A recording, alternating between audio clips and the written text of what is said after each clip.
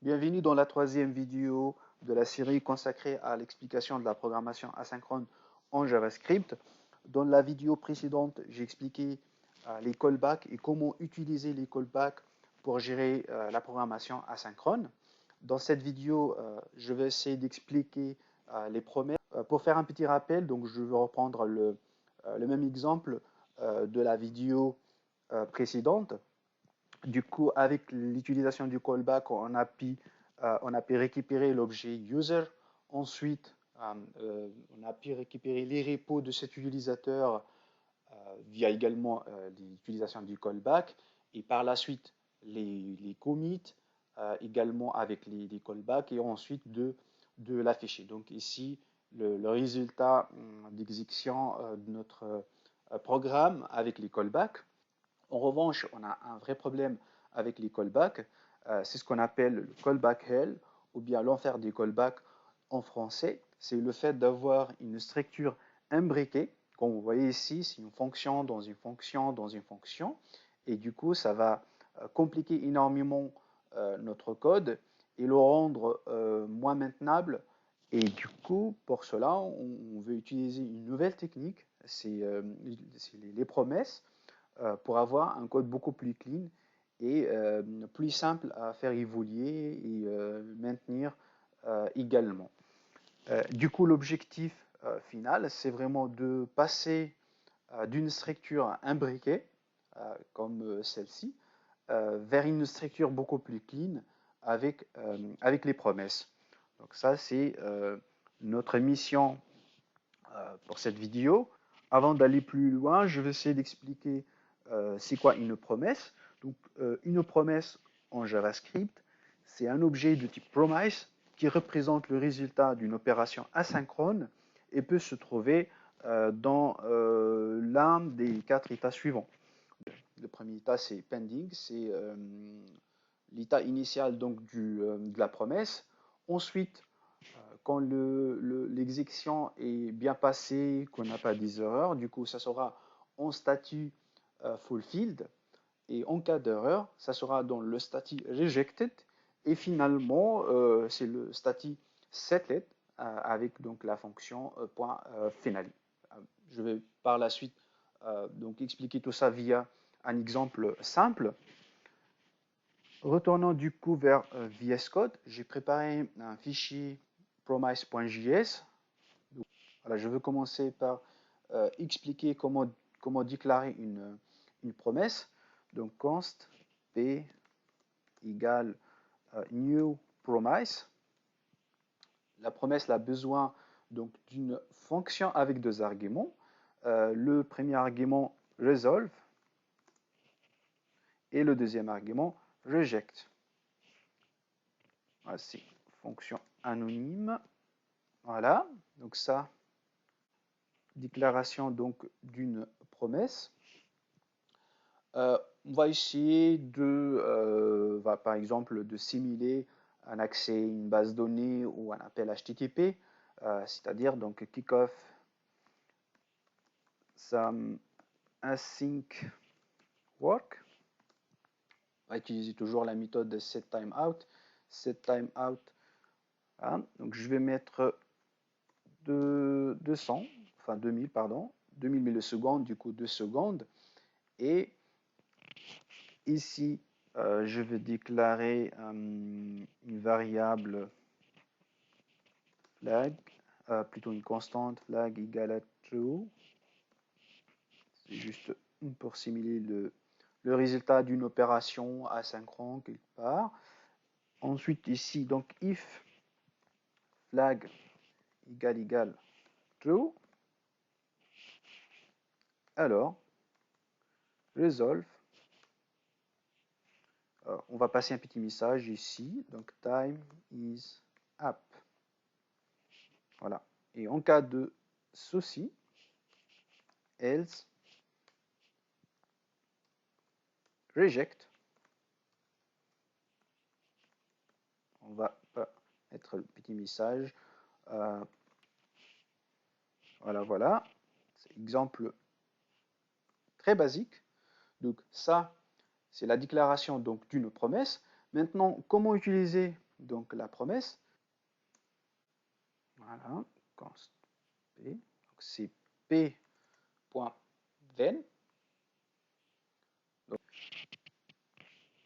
Comme ici, on appelle la méthode resolve, on passe un message, donc on peut le récupérer ici. Donc je peux faire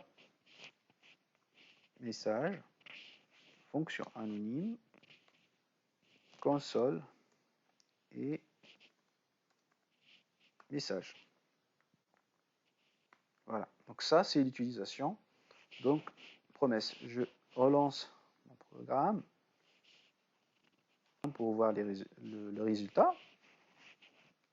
Promise, 2 secondes, et, hop, et voilà, on a le time is up.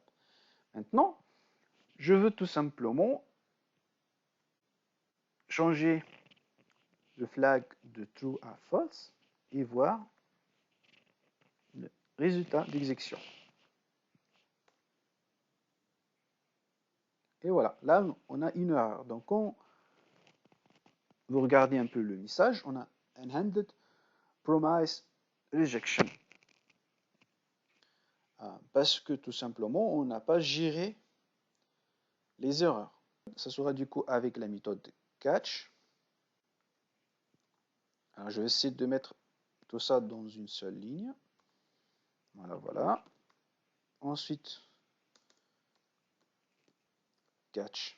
Voilà, ça permet de gérer les erreurs. Donc, alors ça va être la même instruction. L'objectif ici, c'est d'afficher le message en cas d'erreur. Voilà, voilà. Donc, je relance mon programme. Et voilà. Oups. Ouais. Et finalement, on peut utiliser donc Finally, qui sera exécuté systématiquement en cas de succès ou en cas d'erreur. Et on peut mettre un message, tout simplement, on peut afficher un message dans une méthode anonyme, console.log always code. Voilà, voilà. Et on va vérifier. Voilà, je lance. Vous voyez, donc, oups, et ensuite, le message always code. Donc, si je change ici de nouveau le flag de false à true, et on relance le programme, et voilà, vous voyez, donc time is up, ensuite le message. Du coup, voilà une petite explication initiale pour comment déclarer une promesse et comment l'utiliser. Maintenant, l'objectif, c'est de transformer notre programme avec les callbacks en utilisant donc les promesses. Donc ça sera du coup notre mission. Donc je vais commencer par la méthode getCommit. Je vais supprimer le callback. Ensuite, return new promise. Donc la promesse a besoin donc de 2 arguments. Elle a besoin d'une méthode avec 2 arguments. Donc du coup, resolve reject. Voilà.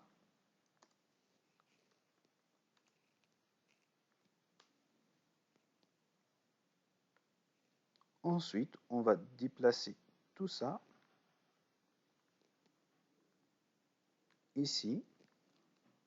Voilà.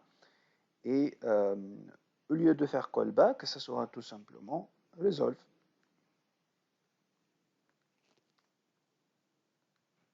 Donc voilà, donc là on a modifié cette fonction. On va faire la même chose pour la fonction getRepo, la fonction getUser.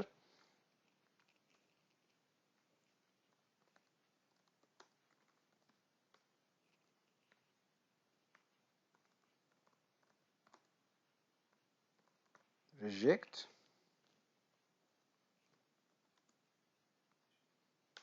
Voilà.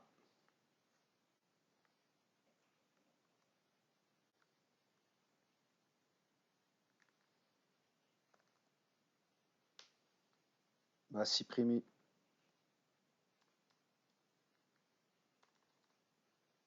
callback.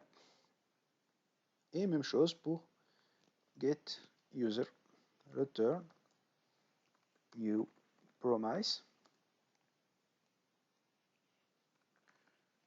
resolve. Voilà. Reject.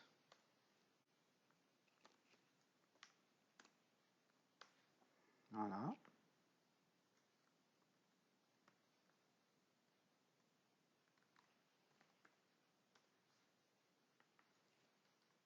Supprimer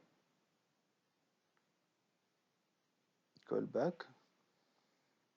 Et maintenant, on va essayer de modifier notre programme. Donc, ici, quand on met le curseur sur la méthode getUser, on constate bien que la méthode, elle renvoie une promesse. Pour comparer entre les deux solutions, donc ça c'est with callback, mais ici promises. Voilà. Ici donc la solution avec les promesses, du coup get user.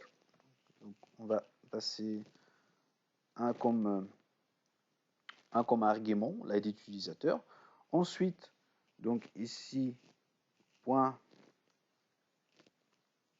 then, et c'est la méthode getUser, elle nous renvoie, si vous voulez, une promesse qui contient le résultat. Du coup, on peut faire ici user, voilà, et on peut appeler du coup la méthode get repo. On peut passer comme argument là, normalement le username, du coup ça va être user.name. Voilà, et on peut simplifier la syntaxe ici, puisqu'on a seul argument, on peut faire comme ça, et ici pareil, on peut faire comme ça. Ensuite, donc on peut enchaîner, then, donc cette méthode getRepo, elle va nous renvoyer la liste des repos. Du coup, on peut ici, then, pardon, repo, voilà, soit la même technique. Et on veut récupérer la liste des commits pour le repo numéro 1. Donc get commit. Et ça sera du coup repo. Voilà, premier repo. Ensuite, la méthode getCommit, elle renvoie aussi une promesse, then commit. On va tout simplement l'afficher console. On va l'afficher console et commit. Voilà, vous voyez, donc ça c'est avec les callbacks et cette solution c'est avec les promesses. Donc c'est clair que la deuxième solution est beaucoup plus clean par rapport à la première solution avec la structure imbriquée. Donc je vais mettre tout ça en commentaire. Voilà. Et je veux relancer le programme pour être sûr. Voilà. Before, after, reading a user from a database, calling GitHub API, etc. C'est le même résultat. Et donc voilà, c'est tout pour cette vidéo. Et dans la prochaine et dernière vidéo, je veux vous expliquer comment utiliser la syntaxe async await qui permet également d'avoir un code beaucoup plus simple par rapport à l'utilisation des promesses. Mais merci d'avoir regardé cette vidéo. À bientôt.